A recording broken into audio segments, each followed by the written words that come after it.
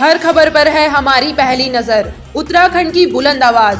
आप देख रहे हैं न्यूज पोर्टल उत्तराखंड।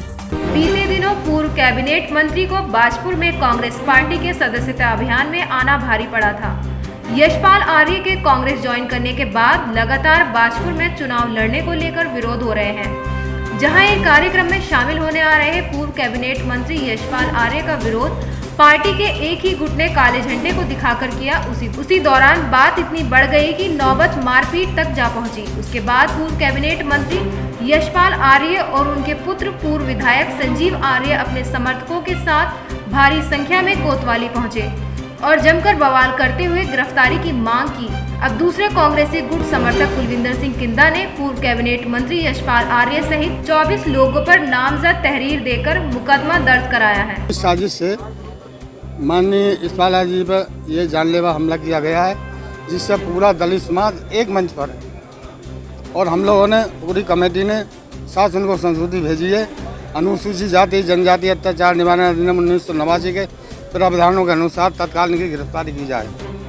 अगर तत्काल गिरफ्तारी नहीं की जाती है, माननीय उच्चतम न्यायालय में हम लोग इसकी गुहार करेंगे और पूरा दलित समाज इसका विरोध करेगा और ऐसे चंद गुंडों के से यशपाल आर्य की गरीबों का कोई प्रभाव नहीं पड़ता है और वो प्रचंड बहुमत से जीतेंगे। परसों जिस तरीके से यशपाल आर्य जी और उनके पुत्र संजीव आर्य जी पर एक जानलेवा हमला हुआ और हम लोगों ने परसों अपनी रिपोर्ट पंजीकृत कराई थी।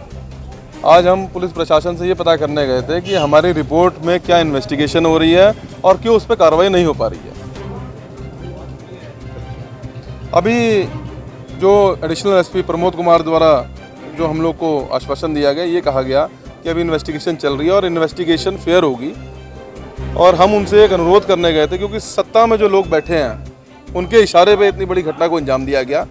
तो पुलिस प्रशासन से आज हम लोग एक फरियाद करने गए थे कि बाजपुर क्षेत्र के अंदर लॉ एंड ऑर्डर मेंटेन रहना चाहिए। सरकारें आती जाती रहती हैं, किसी भी सरकार के दबाव में इस तरीके की जो घटना हुई है वो नहीं होनी चाहिए। दिन दिहाड़े थाने से मात्र 50 मीटर की दूरी पर जो हमला हुआ है वो नहीं होना चाहिए था।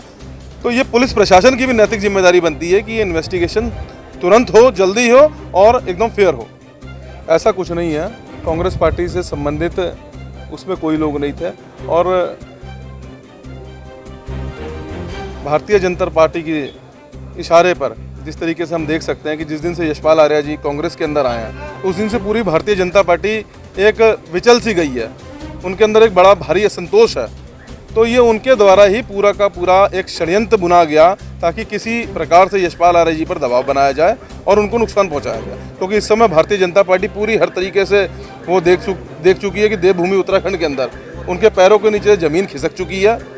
और जिस तरीके से यशपाल जी के आने से आज जो माहौल देवभूमि का कांग्रेस के पक्ष में बना है, तो भारतीय जनता पार्टी उस माहौल को देखते हुए यशपाल जी पर जानलेवा हमले करवा रही है और किसी भी तरीके से उन्हें प्रेशर में लेने का प्रयास कर रही है। हर खबर पर है हमारी पहली नजर। उत्तराखंड की बुलंद आवाज।